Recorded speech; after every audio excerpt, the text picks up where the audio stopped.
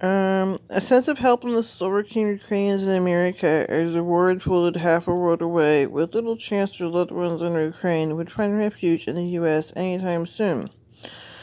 For now, they are trying to donate money and supplies, desperately seek advice from immigration attorneys about how to get family here, and pleading for world leaders to intervene more forcefully. I say, we're praying for you. We wish you to be safe.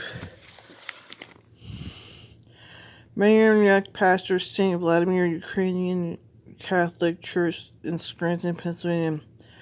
We have to continue to pray and ask God for help. He said, but there's not much else we could do here. Yeah. Demonstrators gathered in Manhattan's Times Square and near the Russian Federation's mission to the United Nations on Thursday were waving blue and yellow Ukrainian flags and denouncing Russian President Vladimir Putin. 100 people took on the overpass in Chicago, putting their hands to their hearts as Ukrainian national anthem blared from a big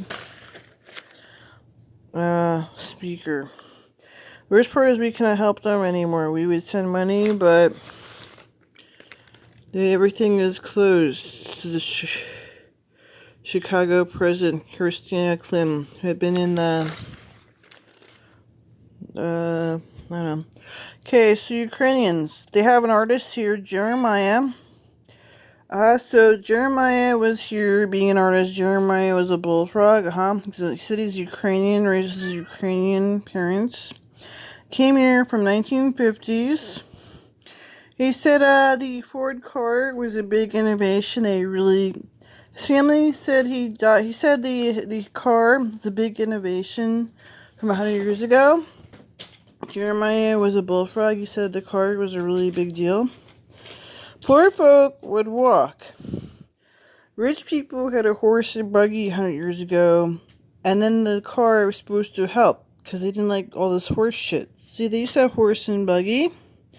100 years ago, said the last 100 years or so we had like spaceships for real. Yeah, Jeremiah was a bullfrog. He said he's Ukrainian, so this was a really big deal to have a car. The Ukrainians said 100 years ago nobody really had a car. It was really a big deal. Jeremiah was a bullfrog. He's a friend of mine,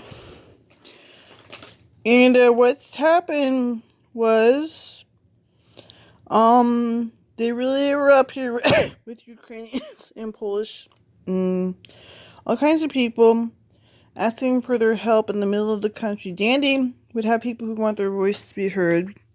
See, they fled Europe and they want their voice to be heard. They were like Ukrainians from Europe where they want their voice to be heard, and Dandy was this place where they want their voice to be heard. But they have a hard time getting through to you. They said I had a communication degree to try. They're in the country with no one to listen to them at all. They try. And this kind of stuff happens, and they want their voice to be heard. See, they care that they have family in the Ukraine, and they want their voice to be heard, but it's hard to get them to have people listen. It's hard to listen because,